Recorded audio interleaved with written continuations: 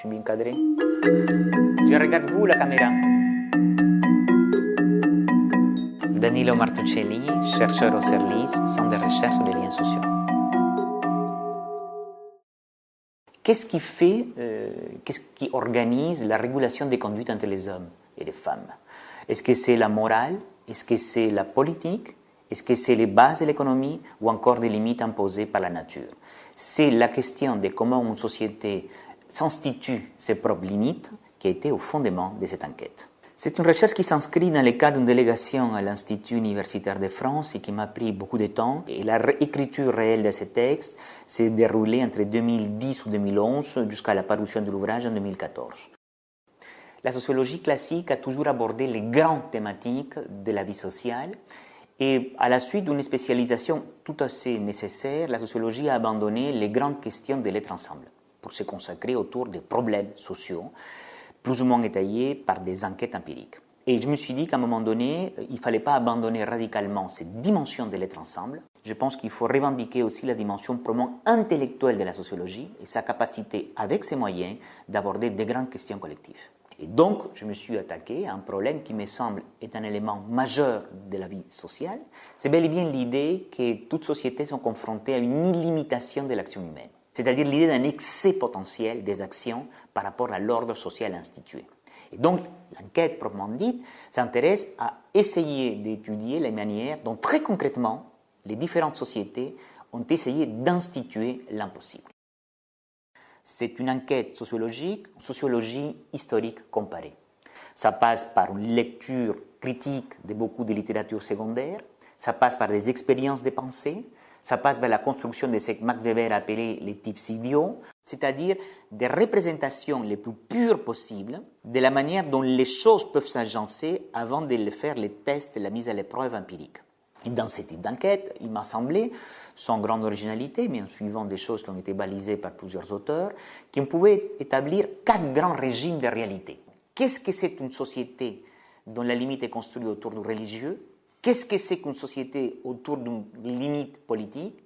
Quelles sont les grandes caractéristiques lorsque c'est l'économie à laquelle nous dévouons cette fonction? Et enfin, qu'est-ce qui pourrait devenir une société dans laquelle ce sera la nature et la différente interprétation des seuils écologiques dans lesquels l'impossible se construirait? Le premier, évidemment, ça va surprendre personne, c'est le régime religieux de réalité.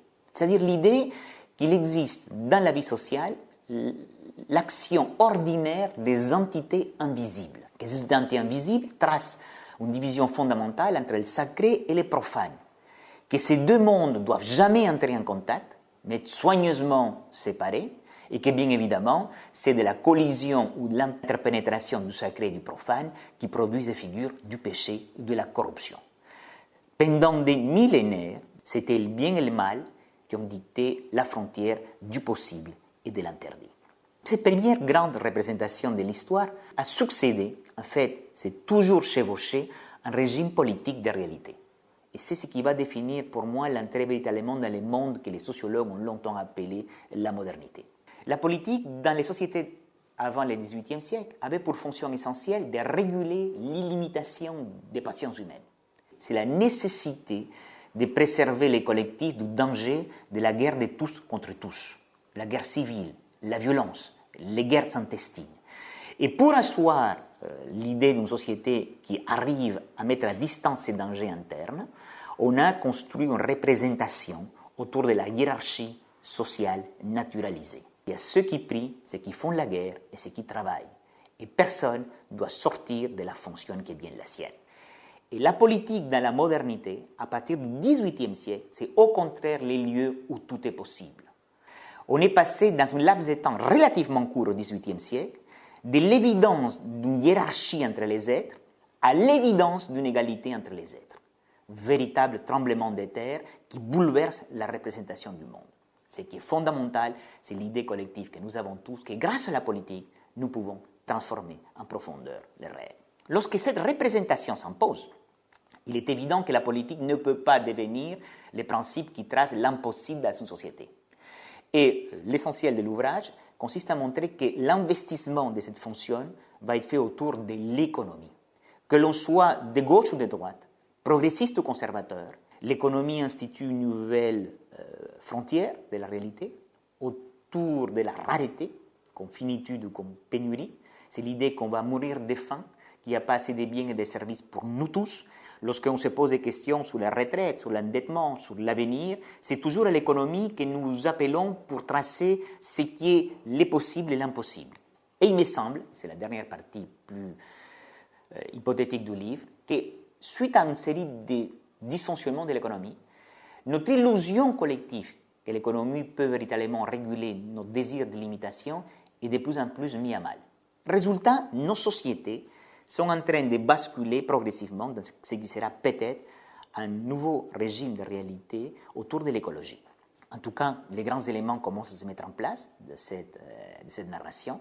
Une grande peur, l'idée que des catastrophes sont en train de se construire autour de notre société.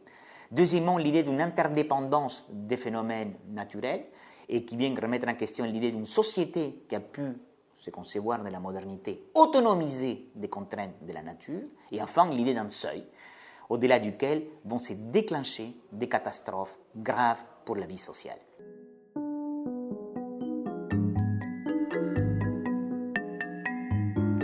Une des choses les plus frappantes, c'est que toutes les époques ont eu besoin d'invoquer la réalité pour contrer l'illimitation de l'action humaine.